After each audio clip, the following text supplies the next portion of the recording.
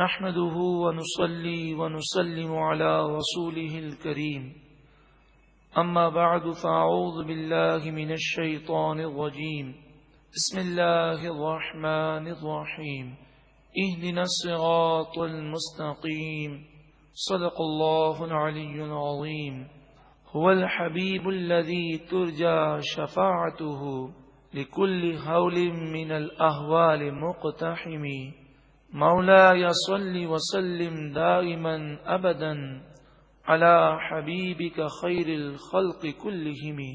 رب العالمین ہمیں نور قرآن پاک سے منور فرمائے، آمین۔ وعید اور یاد کرو جب قتل تم نے قتل کیا نفسن ایک جان کو، فدارأتم فیہا پھر تم اس کے بارے میں ایک دوسرے پر الزام لگانے لگے۔ عامیل نامی اس شخص کو جو قتل کیا گیا، اس کے چچا زاد بھائیوں نے دولت کی لالچ میں قتل کیا تھا، اور انہوں نے لاش دوسرے قبیلے کے دروازے پر ڈال دی اور الزام لگایا کہ ان قبیلے والوں نے ہمارے چچا زاد بھائی کو قتل کیا ہے۔ ایک دوسرے پر لوگ الزام لگانے لگے اور حضرت موسیٰ علیہ السلام کی خدمت میں آئے، اور موسیٰ علیہ السلام نے فرمایا گائے ذبح کرو، واللہ مخرج ما کنتم تکتمون، جو تم چھپا رہے تھے اللہ تعالی نے وہ ظاہر فرما دیا۔ فقلنا پس ہم نے فرمایا، فقلنا ضربوہ ہم نے فرمایا اس لاش کو ٹچ کرو، ببعضھا گائے کے ایک حصے سے، گائے کا ایک حصہ اس لاش پر ٹچ کیا گیا تو وہ لاش کھڑی ہو گئی۔ اسے ذبح کیا گیا تھا تو گلے کے پاس سے خون کے فوارے جاری ہو گئے، اور اس نے کھڑے ہو کر بھرے مجمع میں کہا کہ میرے چچا زاد بھائیوں نے مجھے قتل کیا ہے۔ آخرکار انہیں بھی اقرار کرنا پڑا اور قتل کی سزا میں وہ قتل کر دیے گئے۔ یہاں پر مفسرین فرماتے ہیں کہ جب گائے کے ٹکڑے میں یہ طاقت اللہ تعالی نے پیدا کر دی کہ جب وہ لاش سے ٹچ ہو تو وہ لاش زندہ ہو گئی۔ اللہ تبارک و تعالی کی شان ہے، ان اللہ علی کل شیء قدیر، بے شک اللہ تعالیٰ جو چاہے کر سکتا ہے۔ حضور غوث اعظم رضی اللہ تعالیٰ عنہ اپنا پاؤں مبارک جب میت پر آپ ٹچ کرتے اور فرماتے قم باذن اللہ تو وہ اللہ کے حکم سے زندہ ہو جاتا۔ اللہ تعالیٰ کی قدرت ہے، جس میں جو طاقت وہ چاہے پیدا کر دے، ہمیں تو اس کی قدرت پر ایمان رکھنا ہے۔ کذالک اسی طرح ارشاد فرمایا، یحیی اللہ الموتى اللہ تعالیٰ مردوں کو زندہ فرمائے گا، وَيُرِيكُمْ آيَاتِهِ اور تمہیں اپنی نشانیاں دکھاتا ہے، لَعَلَّكُمْ تَعْقِلُونَ تاکہ تم عقل رکھو، سمجھو۔ اس واقعے میں تصور آخرت ہے۔ جو رب ایک مردہ لاش کو دوبارہ زندہ کرنے پر قادر ہے، وہی رب اس پر بھی قادر ہے کہ تم جب مٹی میں مل جاؤ گے پھر تمہیں زندہ کرے گا۔ اس کی بارگاہ میں تمہیں حاضر ہونا ہے، تمہیں تصور آخرت پیدا کرنا ہے، اور اللہ کے خوف کو پیدا کر کے اللہ اور اس کے رسول کی فرما برداری کرنی ہے۔ ثم قست قلوبکم من بعد ذلک پھر اس کے بعد تمہارے دل سخت ہو گئے۔ یہ واقعہ نصیحت کے لیے ہے، مگر تمہارے دل سخت ہو گئے۔ فہی کالحجارہ بس وہ گویا کہ پتھروں کی طرح ہے، تمہارے دل پتھر بن گئے کہ موت کا تصور نہیں، اللہ کی بارگاہ میں اٹھنے کا تصور نہیں، گناہ پر گناہ کیے جا رہے ہو۔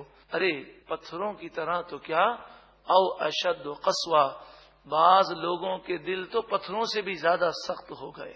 وَإِنَّ مِنَ الْحِجَارَةِ اور بے شک پتھروں میں سے ضرور بعض پتھر وہ ہیں، يَتَفَجَّرُ مِنْهُ الْأَنْهَارُ کہ جس سے نہریں بہ نکلتی ہیں۔ وَإِنَّ مِنْهَا لَمَا يَشَّقَّقُ اور بے شک پتھروں میں سے بعض پتھر وہ ہیں جو پھٹ جاتے ہیں۔ فَيَخْرُجُ مِنْهُ الْمَاءُ اور اس سے پانی نکلتا ہے۔ وَإِنَّ مِنْهَا لَمَا يَهْبِطُ مِنْ خَشْيَةِ اللَّهِ اور بے شک پتھروں میں سے بعض پتھر وہ ہیں کہ جو اللہ کے خوف سے گر جاتے ہیں۔ افسوس کا مقام ہے، پتھر اللہ کا خوف رکھے، پتھر عشق رسول رکھے۔ انسان کہلانے والا اگر عشق رسول سے دور ہے، خوف خدا سے دور ہے، تو وہ پتھروں سے بھی گیا گزرا ہے۔ نبی کریم صلی اللہ علیہ وآلہ وسلم جبل احد کے متعلق فرماتے ہیں، یہ پہاڑ ہم سے محبت کرتا ہے اور ہم اس سے محبت کرتے ہیں۔ یہ جنتی پہاڑ ہے۔ تو پتھر حضور سے محبت کریں، پتھر حضور کو پہچانے اور سلام پیش کریں، اور کیا مسلمان کہلانے والا حضور کی بارگاہ میں سلام پیش نہ کرے؟ من خشیت اللہ، قرآن نے فرمایا پتھر اللہ کا خوف رکھتے ہیں اور گر جاتے ہیں خوف خدا سے۔ کیسا پتھر دل انسان ہے، بلکہ پتھروں سے بھی زیادہ سخت ہے کہ گناہ کرنے کے باوجود اللہ کے خوف سے اس کی آنکھوں میں آنسو نہ آئیں۔ وَمَا اللَّهُ بِغَافِلٍ عَمَّا تَعْمَلُونَ، اور تمہارے کاموں سے اللہ بے خبر نہیں ہے۔ اے گناہ کرنے والوں، اے اللہ کی نافرمانی کرنے والوں، اللہ تمہارے کاموں سے باخبر ہے، وہ تمہارے ہر کام کو، ہر نیت کو جانتا ہے۔ اگلی آیت میں مومنوں کو یہ سمجھایا گیا ہے کہ اے مومنوں، اکثر یہودی ایمان نہیں لائیں گے، تو ان کی خاطر تم دین اسلام کو نہ چھوڑو، انہیں خوش کرنے کی کوشش نہ کرو۔ افتطمعون ان یؤمنوا لکم، کیا تم امید رکھتے ہو کہ یہ یہودی تم پر یقین کریں گے، تمہاری خاطر ایمان لائیں گے؟ حالانکہ ان کی حالت تو یہ ہے، وَقَدْ كَانَ فَرِيقٌ مِّنْهُمْ، بے شک ان یہودیوں میں سے ایک گروہ ایسا گزرا ہے، یسمعون کلام اللہ، جو اللہ کے کلام کو سنتا، ثم پھر یحرفونہ من بعد ما عقلوہ وہم یعلمون، جان بوجھ کر سمجھنے کے باوجود اللہ کے کلام کو وہ چینج کر دیا کرتے۔ جو اللہ کے کلام کو تبدیل کرنے کا جرم کرنے والا ہے، کیا وہ اب اللہ کی بارگاہ میں جھک سکتا ہے؟ ان کے دل سخت ہو گئے ہیں، اور یہ ایسے دھوکے باز ہیں۔ وَإِذَا لَقُوا الَّذِينَ آمَنُوا، اور جب یہ ایمان والوں سے ملاقات کرتے ہیں، قَالُوا آمَنَّا، تو کہتے ہیں ہم ایمان لائے۔ وَإِذَا، اور جب خَلَا بَعْضُهُمْ إِلَى بَعْضٍ، اور جب آپس میں ایک دوسرے سے ملاقات کرتے ہوئے تنا ہوتے ہیں، قَالُوا، تو وہ کہتے ہیں أَتُحَدِّثُونَهُمْ بِمَا فَتَحَ اللَّهُ عَلَيْكُمْ، کیا تم مسلمانوں کو وہ علم بتاتے ہو جو علم اللہ نے تم پر کھولا ہے؟ بعض یہودیوں کے بارے میں مفسرین نے فرمایا کہ وہ تھے تو یہودی، لیکن جب مسلمانوں سے تنہائی میں ملتے تو مسلمانوں کو کہتے کہ تم نے جس نبی آخر الزماں صلی اللہ علیہ وسلم کا دامن تھاما ہے، یہ سچے نبی ہیں، تمہیں ان کا دامن نہیں چھوڑنا۔ تو اس طرح کی باتیں وہ کبھی کبھی اکیلے میں کہہ دیتے، اور پھر یہ بھی کہہ دیتے کہ توریت میں فلاں مقام پر یہ بات لکھی ہے۔ تو یہ مسلمانوں کو بیوقوف بنانے کے لیے اس طرح کی باتیں کرتے تاکہ مسلمانوں کے دلوں میں ان کی محبت پیدا ہو جائے۔ لیکن جب یہ آپس میں ملتے تو جب لوگوں کو پتہ چلتا کہ اس یہودی نے فلاں مسلمان کو یہ بات کہہ دی ہے، چاہے بیوقوف بنانے کے لیے کہی ہے، تو اس سے کہتے کہ دیکھو تم نے انہیں بتا دیا کہ توریت میں یہ بات لکھی ہے، اب کل بروز قیامت یہ تمہاری پکڑ کر لیں گے اور کہیں گے مالک و مولا، یہ ہمیں تو بتاتے تھے، خود عمل نہیں کرتے تھے، ان کو تو پتا تھا کہ توریت میں یہ بات لکھی ہے، تو کل بروز قیامت تمہاری گرفت ہو جائے گی۔ فرمایا لیحاجوکم بہ عند ربکم، تم انہیں یہ باتیں بتاتے ہو تو یہ تمہارے رب کے پاس ان باتوں کے ذریعے تم سے جھگڑا کریں گے۔ افلا تعقلون، کیا تمہیں عقل نہیں ہے؟ تم ایسی باتیں مسلمانوں کو کیوں بتاتے ہو؟ جب انہوں نے آپس میں یہ باتیں کہیں، اور یہ آپس میں جو باتیں کہی گئی تھیں یہ تنہا تھے اور کوئی مسلمان اس کو سننے والا نہ تھا، مگر رب العالمین تو سن رہا ہے، وہ تو جانتا ہے۔ اولا یعلمون، اللہ تعالیٰ نے آیت کو نازل فرمایا بڑے نادان لوگ ہیں، یہ کہتے ہیں مسلمانوں کو نہ بتاؤ، ورنہ مسلمان اللہ کے سامنے کہیں گے اے مالک و مولا، انہیں پتا تھا پھر بھی ایمان نہیں لائے۔ کیا وہ نہیں جانتے کہ اللہ تعالیٰ کو خبر دینے کی حاجت نہیں؟ ان اللہ یعلم ما یسرون وما یعلنون، بے شک اللہ تعالیٰ خوب جانتا ہے جو وہ چھپاتے ہیں اور جو وہ ظاہر کرتے ہیں۔ تو مسلمانوں کو بتائیں یا نہ بتائیں، اللہ تو جانتا ہی ہے کہ یہ جان بوجھ کر ایمان نہیں لاتے۔ وَمِنْهُمْ أُمِّيُّونَ، اور ان یہودیوں میں بعض ان پڑھ ہیں، لا يعلمون الکتاب، وہ توریت کو بالکل نہیں جانتے، الا امانی، مگر من گھڑت چند باتیں سنی ہوئی ہیں اور صرف دیکھ کر پڑھ تو لیتے ہیں بغیر سمجھے، اس کے علاوہ اور کچھ بھی نہیں جانتے۔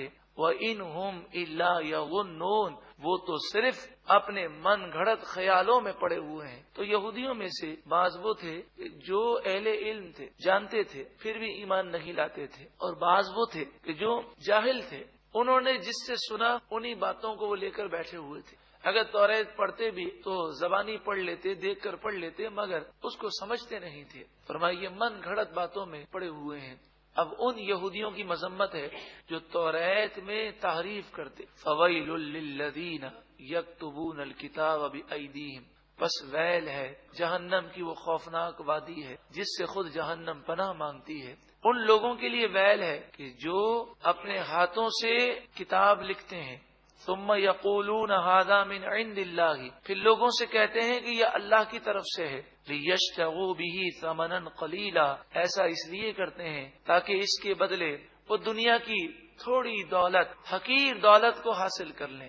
فویل لہم مما کتبت ایدیہم، ان کے ہاتھوں نے جو لکھا، یہ لکھنے کی وجہ سے ان کے لیے بربادی ہے. وویل لہم مما یکسبون، اور جو انہوں نے اس لکھنے کے بدلے مال کمایا، اس مال کی وجہ سے ان کے لیے خرابی اور بربادی ہے. ہوتا یہ تھا کہ یہودیوں کے بڑے بڑے سردار ان یہودی علماء سے کہتے کہ تم جھوٹ موٹ توریت میں یہ اضافہ کر دو، یہ تبدیلی کر دو، یہ آیت مٹا دو تو ہم تمہیں اتنا مال دیں گے. تو یہ مال کی خاطر توریت کو بدل دیتے.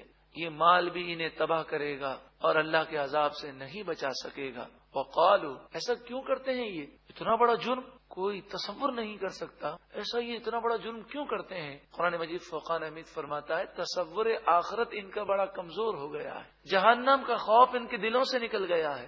وقالوا، وہ کہتے ہیں لن تمسنا النار الا ایاما معدودا، ہم جہنم کی آگ میں ہرگز نہیں جائیں گے، جہنم کی آگ ہمیں چھوئے گی نہیں مگر ایام معدودہ، گنتی کے چند دن. اول تو ہم جائیں گے نہیں، اگر گئے بھی تو 7 دن یا 10 دن یا 40 دن. ہمارے آباء و اجداد نے جو بچڑے کی پوجا کی تھی اتنے ہی دن ہم جائیں گے، پھر جنت میں چلے جائیں گے. اور نیک ہو بد ہو سب کو اتنے مدت تو جہنم میں جلنا ہے. جب تصور آخرت ختم ہو جائے اور بندہ یہ سمجھ لے میں کچھ بھی کروں میں جنتی ہوں، تو پھر وہ ہر گناہ کرنے کو تیار ہو جاتا ہے. جیسے عیسائی لوگ ہیں کہ ان کا آج بھی یہ کانسیپٹ ہے کہ حضرت عیسیٰ علیہ نبینا علیہ الصلوۃ والسلام نے سولی پر چڑھ کر، نعوذ باللہ من ذالک، سولی پر چڑھ کر ہمارے گناہوں کا کفارہ ادا کر دیا، اب تو ہم چاہے کچھ بھی کریں ڈائریکٹ جنتی ہیں.